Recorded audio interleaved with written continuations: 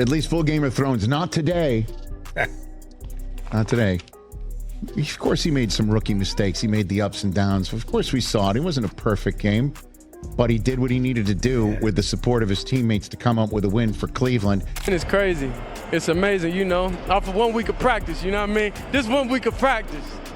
So imagine, what a full offseason look like. It get dangerous. But it's just a 1 week of practice, so I'm just truly thankful, that everything happened. Dillon Gabriel had a similar throw, rolling to his left and throwing back to his right in one of his starts and airmailed it. Shedeur threw a beautiful pass all the way across the field, and Sampson did the rest. Rich Eisen's reaction, like any true Browns devotee, he raved about Shedeur Sanders' debut. Rich's enthusiasm mirrors the fans' awe, a significant endorsement. He didn't mince words regarding Shedeur's initial Cleveland appearance, acknowledging imperfections. Shedeur displayed typical rookie flaws, experiencing highs and lows expected for a league newcomer. Crucially, Shedeur delivered where it counted, securing a victory. Rich highlighted Shedeur's humility and focus, aided by his teammates, a rare trait for young quarterbacks under duress. When questioned about motivation, Shedeur conveyed a desire to build, not just disprove. Shedeur's post-win demeanor was composed, yet thrilled. He frankly described the incredible, improbable nature of the victory achieved with minimal preparation. Envision the potential with a full offseason, a daunting prospect for defenses. His gratitude was evident, acknowledging the opportunity and progress. This maturity surpasses his experience, recognizing this as a foundation for continuous growth. Now consider Dillon Gabriel. Why does Gabriel, despite extensive experience, struggle with fundamental plays? Rolling left and throwing across the field seems effortless for Shedeur, even on his first attempt. Where was Gabriel's precision in critical moments? Why does Gabriel repeat errors while Shedeur demonstrates potential and composure? Isn't it time Gabriel truly leads instead of relying on luck? Shedeur's touchdown pass was decisive and assured, while Gabriel's... And touchdown for him, and so now Shedeur can play with a lead. That's what you need. You need him to play with a lead. And he does. But at one point in this game, early on, Isaiah Bond, who again, the Cleveland Browns took when few others would, for different reasons. He goes deep. Shedeur Sanders rolls to his right and uncorks the throw on the run, jumping in the air. That was the Rick Dalton shift. There it is, right there. That's what he can do. That's what he can do, right there. From Once Upon a Time in Hollywood. Right there. There it is. Right there. That's not what Dillon Gabriel could do, or Flacco could do, or Pickett could do, or anybody else on that roster at any point in this season could do. That's what he can do. Shedeur's impact on the Browns is undeniable. His playmaking abilities are unseen this season.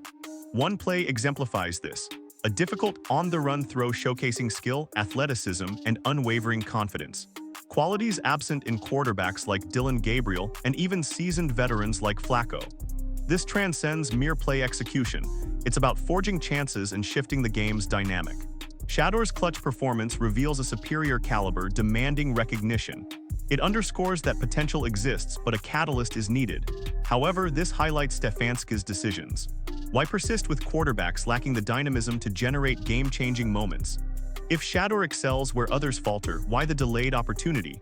Stefanski's reluctance or misjudgment in leveraging talent have cost the Browns victories.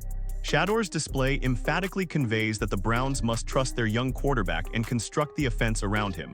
This instant proves Shedeur is not only the future, he surpasses prior options this season. It is time Stefanski... I don't know how you don't like that kid, man. I really... I'm with you, Teach. I mean, they act like Dion, they say, well, they hold against his dad like Dion was some type of pariah. Dion was one of the most popular NFL players of all time, right? Yep. He had and he backed it up on the field. He backed it up on a diamond. He backed it up in commercials and selling shoes. So I don't understand this thing where, like, they're holding it against his dad. He also told a story about how I grew up in he told a story at the podium about he grew up in a 30,000 square foot house, but his dad always took them to, more disadvantaged parts of the town to let them understand the way that people live. And again, the whole reason why he went so long as he did is everybody thought, well, Dion is just going to helicopter dad this whole situation. And all he did was just get a spot up in a suite with Constance, who is the best. The injustice aimed at Shedeur stemming from his father's fame is truly striking. Critics assume he's coddled or only succeeds due to his father's name, but that's misguided. Shedeur Sanders achieved legendary status, becoming a respected NFL icon through his talent, endorsement deals, and sheer determination. Shedeur, while raised in comfort, was grounded by his father's profound lessons on adversity. He wasn't shielded. Instead, he cultivated empathy and resilience through exposure to real-world struggles. This upbringing forged his character, evident in his every play. Rich's anecdote unveils a quarterback defined not by legacy, but by a deep understanding of dedication and accountability. His humble, appreciative demeanor after his debut showcases an awareness of his blessings and his remaining journey. This transcends mere sport. It's about upholding his family's values and proving his worth through grit and passion. Get into that, Chris. Obviously, proud of him and proud of this offense, and there are a ton of things to learn from, but I'm just going to, worry about today. Come on! Come on, Kevin! Come on! 49ers are coming into your house next week. Come on! You want to see what 5th-round pick can do against Mr. Irrelevant? Stefanski's silence speaks volumes regarding his true feelings on Shedeur. Remember the energy he exuded when discussing Dillon Gabriel as a potential starter. He spoke with such conviction, clearly favoring Gabriel. Now with Shedeur excelling and demonstrating his capabilities, Stefanski avoids the topic altogether. Why this sudden shift? Why the reluctance to even utter Shedeur's name? Is he hesitant to acknowledge Shedeur's superior performance, the spark he ignites in the offense? His tepid one day at a time response feels like an evasion. The formidable 49ers loom next week, and all eyes are on Shedeur to maintain his impressive run. Why isn't Stefanski publicly endorsing his quarterback and embracing this challenge? Shouldn't he abandon the ambiguous responses and place his trust in Shedeur's leadership? The fans deserve transparency and assurance, not avoidance and muted praise.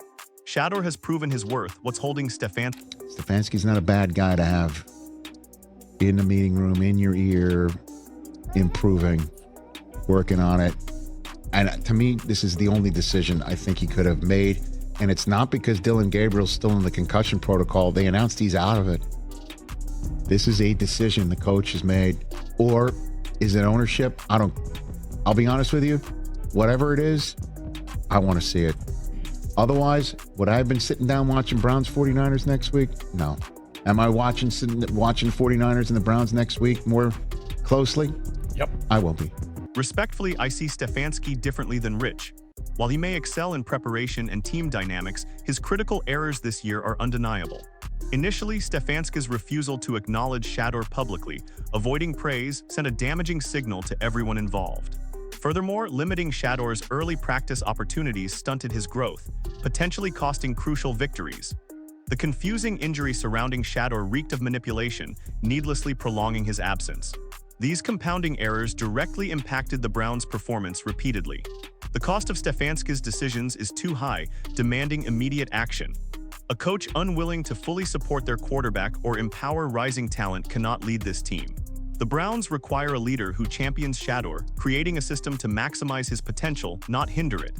Stefanski's shortcomings have already jeopardized the Browns' season, and the fans deserve better leadership. For progress and genuine contention, Stefanski needs to face consequences. His removal is essential, replaced by a coach who trusts in Shedeur and is committed to driving the team towards victory. After all, Shedeur's debut proved his talent, displaying the skills and determination the Browns lacked. The future looks promising with him at the helm. If you found this insightful, like and subscribe for